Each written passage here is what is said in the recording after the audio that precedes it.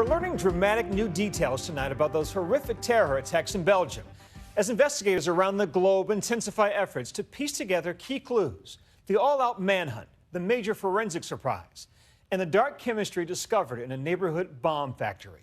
We turn now to ABC's chief foreign correspondent, Terry Moran, in Brussels, with all of tonight's developments. So you never saw your neighbors? You didn't know they were making bombs? Tonight, in the heart of this city of fear, we're outside the apartment the Brussels attackers made into a virtual bomb factory. The alleged bomb maker now believed to have blown himself up. The building scoured by investigators in protective gear, as seen in this video captured by a neighbor, searching for clues and for the whereabouts of this man in the dark hat, standing next to two suicide bombers who is still at large tonight. A bomb factory in the middle of this Brussels neighborhood, and people have a lot of questions. How could the landlord not know? How could the government, which checks every rental, not follow up? It seems almost incredible that no one saw anything. It was an attack that shook this city to its core. Two bombs detonated at the Brussels airport, and then another inside the Maalbeek train station. At least 31 people were killed and 300 injured in the attacks. The human cost seen everywhere.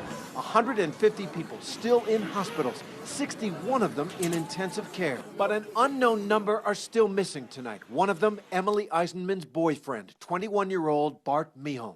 I just really want to know if he is okay, that I'll see him again, and that his family will see him again, and that this can all be over as if it never happened. But for some American families, the wait is over. Ashley Bruggeman running into her family's arms in a New York airport, still wearing the same clothes she had on when she fled the Brussels airport. Gaten Powells from Houston. We found him. We found him. Receiving word her 21-year-old stepson was found. He had been unconscious since the attack and is said to have no memory of it at all. It's over. It's like... American Karen Northshield has been living and working as a personal trainer in Belgium. She was found. According to her friend Paul Tucker, she's in a medically induced coma. Someone went to see her today and said that she wasn't in the best condition. We just hope that she pulls through and she gets well as soon as possible. Journalist Katavan Kardava took this jarring photograph in the Brussels airport right after the blast. When I realized that I was alive, first I wanted to picture everything, because everyone was on the floor and everyone was in the blood. Look at her face. It was terrific.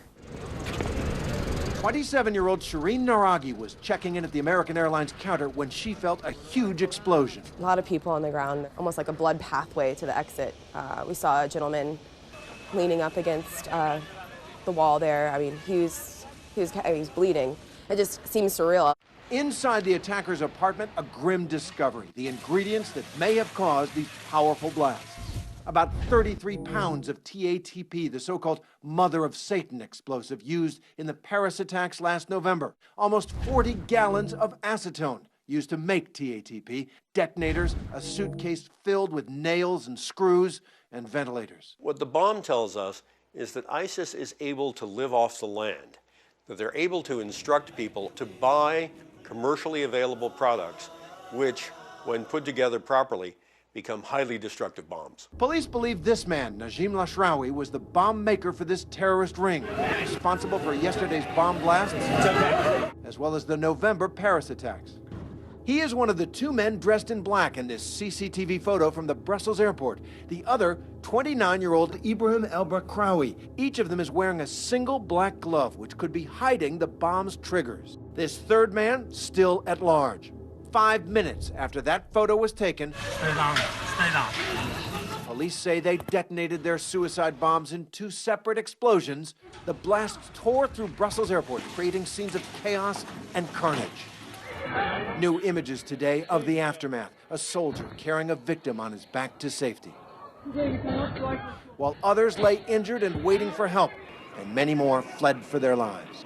About an hour later, police say Ibrahim's younger brother, 27-year-old Khalid El-Bakraoui, would explode his own bomb inside the Maalbeek subway station. Investigators now believe all the attackers were part of an ISIS cell in Brussels that includes the Paris attacker Salah Abdeslam. Last week, Abdeslam was arrested in the Maalbeek section of Brussels after 4 months of evading police. Authorities now say the timing of yesterday's attack may have been triggered by that arrest, supported by a note found by authorities on the computer of airport attacker Ibrahim el-Bakraoui. He wrote about being in a rush, no longer knowing what to do, being sought everywhere, and spending the rest of his life next to him in a jail cell. Those remaining members of the cell saw that their comrades were being picked off one day after another and probably thought they had very little time left to conduct the next round of attacks. For the first time today, the State Department warns Americans that there is a risk of imminent attack when traveling to all of Europe. This morning, prosecutors revealing both el-Bakraoui brothers, born in Belgium, had extensive criminal histories, non liés au terrorisme. but that they knew of no ties to terrorism. This afternoon, we learned that is not true. Both brothers had documented terrorism ties. In fact, last June, Interpol sent a worldwide alert about Khalid el-Bakraoui, saying he was wanted in Belgium. The charge, terrorism. Brüksel'de saldırganlardan. And today, Turkey's president saying that same month, brother Ibrahim el-Bakraoui was caught on the Syrian border and deported to Europe. The Belgian authorities were warned he was, quote, a foreign fighter. What's now clear is that the Paris attacks and the Brussels attacks were all of one cell that straddled the two borders. And bombmaker Najim Lashrawi was well known to authorities. The TATP found in that apartment a signature of ISIS bomb making found in 7 places across Paris. The materials in the department suggest more bomb making in progress. They had the precursors there in fairly large quantities. Those 3 suitcases seen in the surveillance photo, believed by police to be the likely source of the explosions. It's one of a small group of explosives that can function in a small area. So in a laptop, in a shoe, in underwear. There are others, but this is one that goes under the classification of homemade explosive. Despite the horror of yesterday, the people of Brussels are already rising up in solidarity and sorrow. They're going to try and tear us down, make us scared. We're going to fight back. I was scared yesterday, but here when I see everyone laughing, everyone has a smile on their faces, it means like it's not terror. You may say I am a dreamer. But their city, their lives, will never be the same. For Nightline, I'm Terry Moran in Brussels. We'll, of course, bring you any new late developments in this investigation as they emerge.